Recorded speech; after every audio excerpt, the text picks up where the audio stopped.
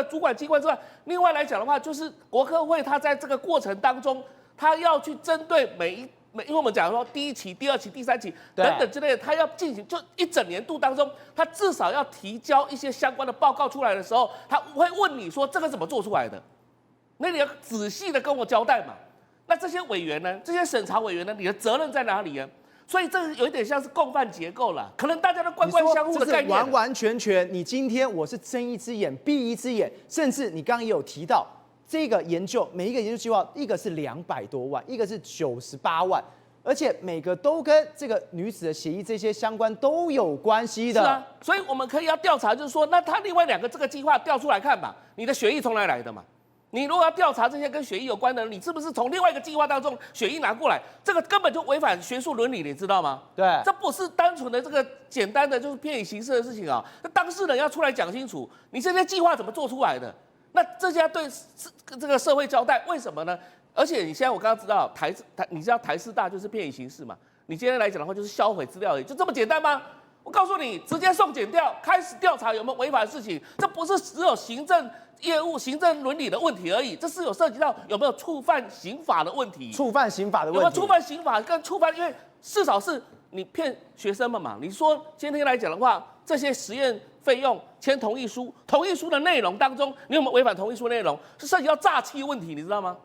所以这整个来讲的话，有刑事责任，不是只有行政责任而已，也不是只有学术伦理的责任而已啊。这件事情要查清楚啊！再这样搞下去的话，我告诉你，整个台湾的学术界都被搞乱了。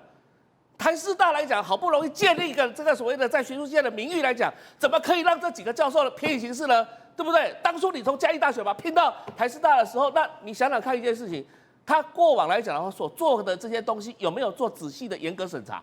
然后在这个过程当中，你的国科会的这些审查委员有没有去质疑？如果没有的话，不好意思，这就是共犯结构了。瑞德哥，所以现在看起来就是要查到底，但查到底，刚刚我们有提到一个最大的问题点是什么？现在师大已经讲所有资料能销毁就赶快销毁了。不要跟我讲那个周姓女教练呢，你对女足有什么贡献？我们举现在还关在台北看守所的柯文哲就好了嘛，他对叶克膜有没有救人有没有贡献？你有贡献并不表示你就可以去做违法乱纪的事情嘛。那么这件事情我赞成啊，为什么呢？不能让他马上把这个相关的简体销毁，为什么？你拿去做什么用？这些血液跟这些血清到哪里去了？对，因为它一定有保管的地方嘛。那么长达7年啊，那如果是一个科学的相关的这个等于说检验的话呢，它一定有一个研究的标的嘛。这个内容是什么东西？然后还有就是说啊，那么第一件事情是它违反了几项法律。第一个违反了医疗法，因为呢。医疗法规定，只有医护人员在特定的医疗场所才可以进行抽血的动作。对，他不能在学校抽血。我跟你讲，他就违反医疗法，没什么好讲啊。更何况他执行抽血的人，请问每一位都是医护人员吗？不是医护人员，你没有抽血的资格你们就违反了医疗法，你卖甲讲你偏移形式啦，黑领导的代志卖甲讲黑啦。台师大要负起很大的责任，因为是在你学校干的嘛。那第二件事情就是违反个人资料保护法。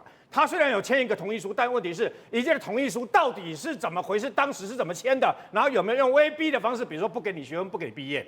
然后呢，里面写哪给啊？那么个人资料授权到什么样的程度？他的血液挪到什么地方去？我讲个最简单，我们到医院去，像我每3个月要抽一次血，高血压，对不对？然后要有这个慢性处方签嘛。